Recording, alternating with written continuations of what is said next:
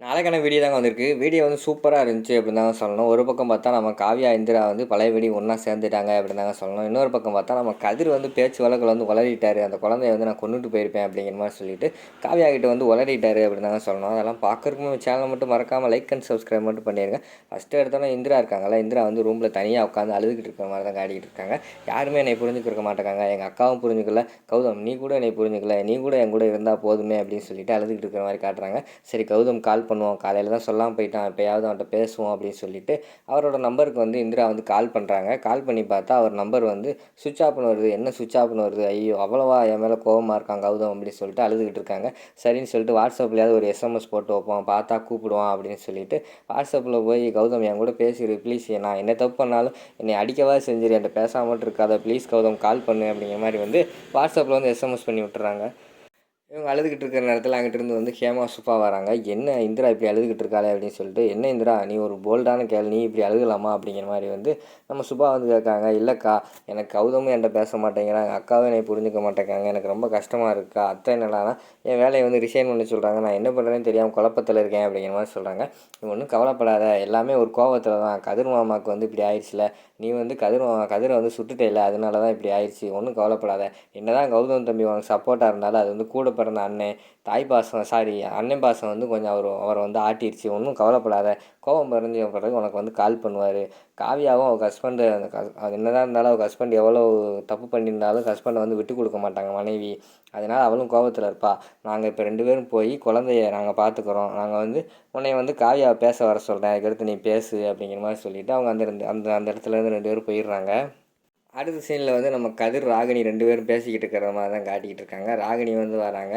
ஏய் கதிர், ஒரே பிரச்சனையில் 2 பேர் உன் பக்கம் வந்துட்டாங்கடா அப்படிங்கிற மாதிரி சொல்கிறாங்க. என்ன சித்தி சொல்கிறீங்க, யார் அப்படிங்கிற மாதிரி கேட்டவொடனே, பார்த்தியா ஆல்ரெடி அம்மா வந்து நம்ம பக்கம் கொஞ்சம் பேசுவாங்க, இப்போ பார்த்துக்கிட்டோம்னா உன் தம்பி கௌதம் அவன் கூட வந்து இந்திரா கிட்ட பேசாமல் போயிட்டான்னு சொன்னா கேட்டியா, அதுலேருந்து என்ன தெரியுது, இந்திரா மேலே கோவமாக இருக்கான்னு தெரியுது, அதனால் அவனை நான் பார்த்துக்கிறேன். அதுக்கப்புறம் உன் பொண்டாட்டி பார்த்தியா, அவ்வளோ பிரச்சனை நடந்துச்சு, இந்திரா கிட்ட ஒரு வார்த்தை கூட பேசலை, இதுலேருந்தே தெரியுது அது வந்து இந்திரா மேலே பயங்கரமான கோவம் இருக்கான்னு தெரியுது. அதனால் நீ என்ன பண்ணுறன்னா உன் பொண்டாட்டி எப்படியாவது உன் பக்கம் இழுத்துக்கோ, அப்போனா தான் இது வந்து கரெக்டாக இருக்கும் அப்படிங்கிற மாதிரி சொல்கிறாங்க.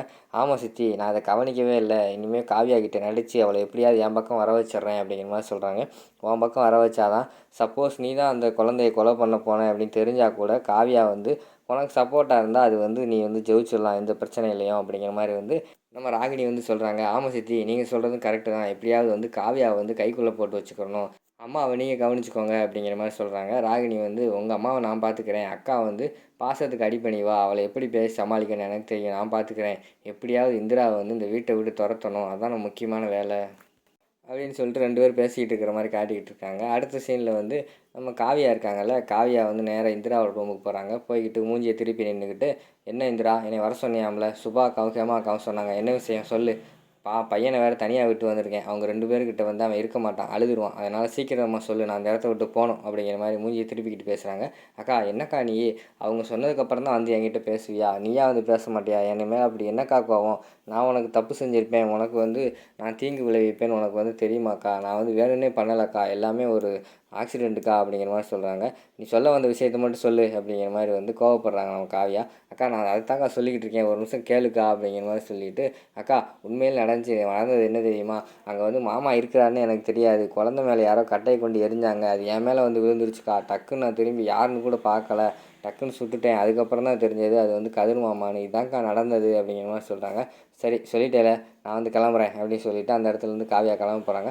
அக்கா நில்லுக்கா, ஏன்க்கா இப்படி பண்ணிக்கிட்டு இருக்க, என்னை எல்லோரும் ஒதுக்கிட்டீங்களா, என்னை புரிஞ்சுக்கிட்டவே நீ ஒருத்தி தான்க்கா, நீயே இப்படி பண்ணேன்னா எப்படி, இன்றைக்கி என்னடானா நம்ம கௌதம் வேறு வந்து என்கிட்ட பேசாமல் போயிட்டான், அதுக்கடுத்து பார்த்துக்கிட்டிங்கன்னா நம்ம அத்தை வேறு வந்து என்னை வேலையை கொண்டு போய் நீ வந்து ரிசைன் பண்ணிட்டு வா அப்படிங்கிற மாதிரி சொல்கிறாங்க. இப்போ நீயும் பேச மாட்டேக்க, எனக்கு என்ன பண்ணுறதுனே தெரில, ஒரு பைத்தியம் பிடிக்கிற மாதிரி இருக்கா, பைத்தியக்காரி மாதிரி ஆயிடுவேன் போல் அப்படிங்கிற மாதிரி சொல்லி புலம்பிக்கிட்டு இருக்காங்க.